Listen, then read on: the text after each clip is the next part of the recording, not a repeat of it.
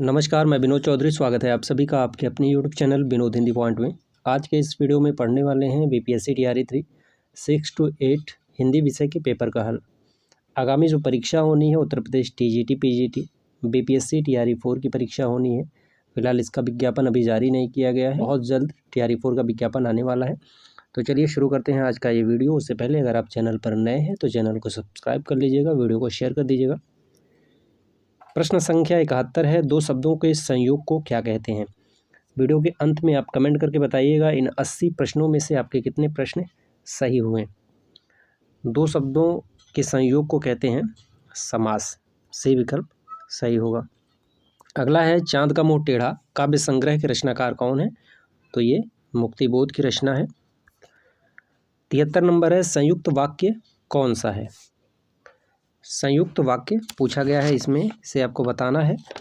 तो वह तरह तरह की मुसीबत से घिरा था फिर भी निराश ना हुआ, ये संयुक्त वाक्य है। चलिए 74 नंबर है, कोटि कुलिस समवचन तुम्हारा पंक्ति में कौन सा अलंकार है। कोटि कुटिल समवचन तुम्हारा, तो इसमें विरोधाभास नहीं होगा, उपमा और अनुप्रास। ठीक है, क वर्ण की आवृत्ति 2 बार हुई है। उपमा या अनुप्रास उपयुक्त में से कोई नहीं, ये विकल्प सही होगा। 75 नंबर है, छंद को पढ़ते समय प्रत्येक चरण के अंत में ठहरना पड़ता है, उसे क्या कहते हैं। तो जहाँ ठहराव की स्थिति होती है वहाँ पर यति होता है, सी विकल्प सही है। और छंद को पढ़ते समय प्रवाह या लय की गति जहाँ होती है वहाँ पर गति होता है। ठहराव यति और प्रवाह या लय हो वहाँ पर गति। 76 नंबर है, पेट काटना मुहावरे का अर्थ क्या है। पेट काटना यानी कंजूसी करना। ठीक है, ये विकल्प सही होगा। 77 नंबर, मिश्र वाक्य कौन सा है। मिश्र वाक्य है, जिसने दुख नहीं देखा उसने दुनिया में कुछ नहीं देखा, ये विकल्प सही है। जिसने दुख नहीं देखा उसने दुनिया में कुछ नहीं देखा। 78 नंबर है, डिपुटेशन का हिंदी पर्याय है। प्रश्न संख्या 78, तो इसका हिंदी अर्थ हो जाएगा प्रतिनियुक्ति। 79 नंबर है, चौराहा शब्द में समास है। तो चौराहा शब्द में द्विगु समास है, संख्यावाची शब्द जहाँ पर आए वहाँ पर द्विगु समास। 80 नंबर है, तुलसीदास की रचना नहीं है। तो तुलसीदास की रचना रामचंद्रिका नहीं है, कवितावली और विनय पत्रिका दोनों तुलसीदास की रचना है। 81 नंबर, थर्राती है वसुधा सारी है आसमान तड़तड़ा रहा अरिदल पर कूद पड़ूं उड़कर है रोम रोम फड़फड़ा रहा। तो इसमें जो है भयानक रस नहीं वीर रस होगा। ठीक है, वीर रस इसमें होगा।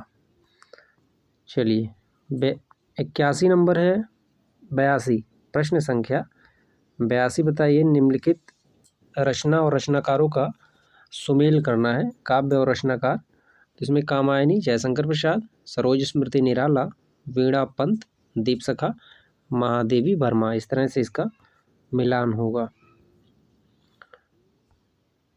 83 नंबर है, घड़ी में तोला घड़ी में मासा लोकोक्ति का अर्थ क्या है। पल में तोला पल में मासा, तो ये हो जाएगा विकल्प के अनुसार चंचल मन वाला।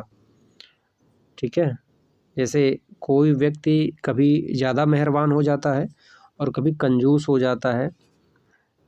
तो घड़ी में तोला घड़ी में मासा, चंचल मन वाला, अस्थिर रहता है। ठीक है, स्थिर नहीं होगा, अस्थिर मन वाला।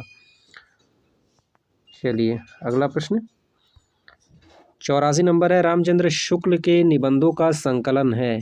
तो शुक्ल जी के निबंधों का संकलन है चिंतामणि। चिंतामणि के 4 भाग हैं। भाग 1 में जो है 17 हैं, उसके बाद भाग 2 में 3 निबंध हैं, भाग 4 में 47 निबंध हैं। इस तरह से चिंतामणि के निबंधों का संकलन है। 85 नंबर है, होनोरिज्म का हिंदी पर्याय क्या है। तो इसका अर्थ हो जाएगा 85 का हो जाएगा मानदेय। ठीक है, उपादेय नहीं होगा, मानदेय मेहनताना वेतन, ये इसका अर्थ होगा। 86 नंबर है रामधारी सिंह दिनकर की रचना नहीं है। कुरुक्षेत्र तुलसीदास यशोधरा, तो कुरुक्षेत्र रामधारी सिंह दिनकर की रचना है। तुलसीदास यशोधरा ये मैथिली शरण गुप्त की रचना है। 87 नंबर है भरपेट शब्द में समास कौन सा है? भरपेट अव्ययी भाव समास है। ठीक है। 88 नंबर, 87 उसके बाद 88, विभत्स रस का स्थायी भाव क्या है? तो विभत्स का हो जाएगा जुगुप्सा। बहुत ज़्यादा कठिन प्रश्न नहीं पूछे गए हैं, प्रश्नों का स्तर देख लीजिए आप किस तरह के प्रश्न पूछे गए हैं। 89 नंबर, कीतो मिठास दई दयो इति सलोनी रूप काव्य पंक्ति में कौन सा अलंकार है? प्रश्न संख्या 89, तो इसमें हो जाएगा रूपक अलंकार। 90 नंबर है इसके उत्तर कुंजी नहीं है। किसी प्रश्न के उत्तर पर आपको शंका हो तो आप कमेंट करके बताइएगा। उपन्यासों का मिलान करना है, उपन्यास और लेखक। कंकाल जो है जयशंकर प्रसाद का है, निर्मला प्रेमचंद का है, परीक्षा गुरु श्रीनिवास दास, झूठा सच यशपाल। इस तरह से इसका कूट मिलान होगा। 91 नंबर, घनानंद किस काल के कवि हैं? तो घनानंद रीत काल के हैं। रीत काल के रीत मुक्त काव्यधारा के अंतर्गत घनानंद आते हैं। 92 नंबर है परिच्छेद में कौन सी संधि है? परिच्छेद, तो इसमें परिच्छेद में हो जाएगा आपका व्यंजन संधि। ठीक है, बी विकल्प सही है, परिच्छेद में व्यंजन संधि। निर्वेद किस रस का अस्थाई भाव है? निर्वेद ये शांत रस का स्थायी भाव है। चलिए 94 नंबर है फूले कास सकल महिछाई जनु बरसा ऋतु प्रगट बुढ़ाई। जहाँ पर जनहु मनहु जनु जानो मनुमानो आए वहाँ पर उत्प्रेक्षा अलंकार होता है। 95, जब वाच्यार्थ और लक्ष्यार्थ से भी शब्द के अर्थ का बोध ना हो तब उसका बोध कराने वाली शक्ति क्या कहती है? तो ये शक्ति कहलाती है व्यंजना। ठीक है, बी विकल्प सही होगा। रचना और काल मिलान करना है। पृथ्वीराज रासो आदिकाल, पद्मावत भक्ति काल, बिहारी सत्सय रीत काल, भारत भारती मैथिली शरण गुप्त का आधुनिक काल। शुद्ध वाक्य है मैं प्रातः काल के समय घूमने जाता हूँ। प्रातः काल जब आएगा तो समय यहाँ पर नहीं आएगा। ठीक है, ये अशुद्ध है। कल शाम मूसलाधार वर्षा हुई, तुम सबसे सुंदरतम हो। तुम सबसे सुंदर हो ये इसका होगा। तुम सबसे कल शाम मूसलाधार वर्षा हुई ये शुद्ध है। 98 नंबर प्रश्न है वाक्य के उस भाग को जिसमें एक से अधिक पद परस्पर संबद्ध होकर अर्थ तो देते हैं किंतु पूरा अर्थ नहीं देते, तो ये होगा उपवाक्य। ठीक है, सी विकल्प सही होगा। 99 है अभ्युदय का संधि विच्छेद क्या होगा? 99, तो इसका हो जाएगा अभि जमा उदय, सी विकल्प सही होगा। 100 नंबर प्रेमचंद द्वारा लिखित उपन्यास नहीं है, तो तितली जयशंकर प्रसाद द्वारा लिखा गया है। 101, सूरदास के गुरु कौन थे? सूरदास के गुरु का नाम था वल्लभाचार्य। रामचरितमानस की भाषा क्या है? रामचरितमानस, ये प्रश्न जो है टीजीटी में भी पूछा गया है, TRE 3 टीजीटी के पेपर में, और यहाँ 6 to 8 के पेपर में भी पूछा गया है। तो रामचरितमानस की भाषा है अवधी। रचना के आधार पर वाक्य कितने प्रकार के होते हैं? तो 3 प्रकार के होते हैं, सरल वाक्य, संयुक्त वाक्य और मिश्र वाक्य। प्रश्न संख्या 104 है गगनचुंबी शब्द में कौन सा समास है? तो इसमें हो जाएगा गगनचुंबी, गगन को चूमने वाला। ठीक है, तत्पुरुष होगा, अव्ययी भाव नहीं है, गगन को चूमने वाला तत्पुरुष। 105 है मंद मंद मुरली बजावत अधर धरे मंद मंद निक्ष्यो मुकुंद मधुबनते। तो इसमें कौन सा काव्य गुण है? माधुर्य, ओज, प्रसाद। 105 नंबर का हो जाएगा ए विकल्प सही, माधुर्य गुण है। 106 नंबर है किस वाक्य में 3 13 होना मुहावरे का उपयुक्त प्रयोग हुआ है? 3 13 होना मुहावरे का उपयुक्त प्रयोग। रावण ने विभीषण को 3 13 कर दिया, पिता को आते देखकर बेटा 3 13, बिल्कुल सही, से विकल्प सही है। पिता को आते देखकर बेटा 3 13 हो गया। 3 13 होना मतलब भाग जाना।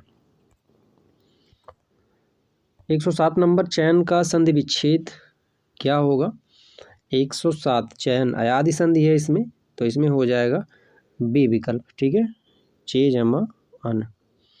108 नंबर कृष्ण भक्ति कवि कौन है? तो कृष्ण भक्त में जो है सूरदास, रसखान और मीराबाई, उपयुक्त में से एक से अधिक। तीनों जो है कृष्ण भक्त कवि हैं। मीराबाई की भक्ति माधुर्य है, तुलसीदास का की भक्ति दास्य है। ये कई बार पूछा गया है। अगला प्रश्न है बैंकरुप्ट का हिंदी पर्याय क्या होगा? तो 109 का हो जाएगा दिवालिया। ठीक है, जो डिफ़ाल्टर होते हैं, बैंक से लोन लेने के बाद डिफ़ाल्टर होते हैं, उनके लिए ये शब्द प्रयोग। 110 नंबर अशुद्ध वाक्य कौन सा होगा? अशुद्ध श्री कृष्ण के अनेक नाम है, सही है, मैं तो अवश्य ही जाऊंगा, बंदूक एक उपयोगी अस्त्र है। तो बी और सी दोनों अशुद्ध है। बंदूक एक उपयोगी अस्त्र नहीं है, शस्त्र है। ठीक है, मैं तो अवश्य ही जाऊंगा, ये दोनों ए बी और सी दोनों अशुद्ध हैं। श्री कृष्ण के अनेक नाम है, ये शुद्ध है। कई बार प्रश्न में पूछा जाता है, अनेकों दे देता है। ठीक है, जहाँ पर अनेकों आए वह अशुद्ध होगा, अनेक शुद्ध है। 112 नंबर है सूरदास की रचना नहीं है। तो सूरदास की रचना कृष्ण गीतावली, दोहावली, ये जो है सूरदास की रचना नहीं है। साहित्य लहरी सूरदास की रचना है। साहित्य लहरी में इन्होंने जो है अपने वंशों का वर्णन किया है। साहित्य लहरी सूरदास की रचना है। 113 चूना लगाना मुहावरे का अर्थ क्या है? चूना लगाना, बेवकूफ़ बनाना। 114 नंबर दोहा छंद के प्रथम और तृतीय चरण में कितनी मात्राएं होती हैं? 114। तो इसमें पहले और तीसरे में 13 मात्राएं होती हैं। ठीक है, दूसरे और चौथे में 11 होती हैं। तो पूछा गया है पहला और तीसरा, तो इसमें बी विकल्प सही होगा, 13 मात्राएं होती हैं। 115 नंबर असाध्य बीड़ा के रचनाकार कौन है? असाध्य बीड़ा अज्ञेय की रचना है। चलिए 116 नंबर कर्मवाच्य है। तो आम खाया जाता है, ये कर्मवाच्य है। संक्षेपण का गुण नहीं है। तो 117 नंबर संक्षेपण का गुण नहीं है, उपयुक्त में से एक से अधिक। ठीक है, पूर्णता और संक्षिप्तता दोनों है। 119 नंबर है समर्थ को नहीं दोष गोसाई। लोकोक्ति से तात्पर्य क्या है? समर्थ को नहीं दोष गोसाई, इसका अर्थ है जो समर्थ व्यक्ति है उस पर कौन दोष लगाता है? बड़े आदमी पर कौन दोष लगाए? बड़े आदमी के सब मित्र होते हैं, मेहनत से किए काम में सदैव सफलता मिलती है। तो इसका उत्तर इस विकल्प में नहीं है। 119 का अर्थ हो जाएगा जो समर्थ है उस पर कोई दोष नहीं लगाता। ठीक है, ए विकल्प उपयुक्त में से कोई नहीं, ई होना चाहिए या फिर ए होना चाहिए। बड़े आदमी पर कौन दोष लगाए? भाववाच्य है। भाववाच्य उससे बैठा नहीं जाता, भाववाच्य है। बिहारी लाल किस राजा के दरबार में थे? महाराज जय सिंह के दरबार में थे बिहारी। 122 नंबर 122 वाड्मय का संधि विच्छेद क्या होगा? तो 122 का हो जाएगा ए विकल्प, वाक्मय। ठीक है, ये होगा, इसमें व्यंजन संधि है। 122 का ए होगा। 123 नंबर है एनरोलमेंट नंबर का हिंदी पर्याय है। तो एनरोलमेंट नंबर का हिंदी पर्याय है नामांकन संख्या। 124 नंबर मालिनी छंद के प्रत्येक चरण में कितने वर्ण होते हैं? तो इसमें जो है 15 वर्ण होते हैं। 125 खग जाने खग की भाषा लोकोक्ति का अर्थ क्या होगा? तो खग जाने खग की भाषा अपने वर्ग के लोग ही एक दूसरे को समझ सकते हैं, ये विकल्प सही होगा। प्रश्न संख्या 126 से 130, बाकी के 25 प्रश्न अपठित गद्यांश से हैं। गद्यांश पढ़ करके आपको उत्तर देना है। सबसे ज़्यादा प्रश्न जो है गद्यांश से पूछे जाते हैं। जो भी परीक्षाएं हुई हैं इन सभी में किसी भी वर्ग की परीक्षा हो, चाहे 1 to 5 हो, 6 to 8 हो या फिर TGT PGT हो, गद्यांश से सबसे ज़्यादा प्रश्न पूछे गए हैं। तो गद्यांश की प्रैक्टिस अच्छे से कीजिए। 25 प्रश्न गद्यांश के पूछे जाते हैं। 80 प्रश्नों में से 25 प्रश्न गद्यांश के होते हैं, बाकी साहित्य और व्याकरण दोनों से प्रश्न होते हैं। तो आज के वीडियो में हमने पढ़ा BPSC TRE 3 6 to 8 के पेपर का हल। वीडियो से संबंधित आपका कोई सुझाव हो तो आप कमेंट करके ज़रूर बताएं, और चैनल पर नए हैं तो चैनल को सब्सक्राइब कर लीजिए। मिलते हैं अगले वीडियो में कुछ नए प्रैक्टिस पेपर के साथ। तब तक के लिए नमस्कार।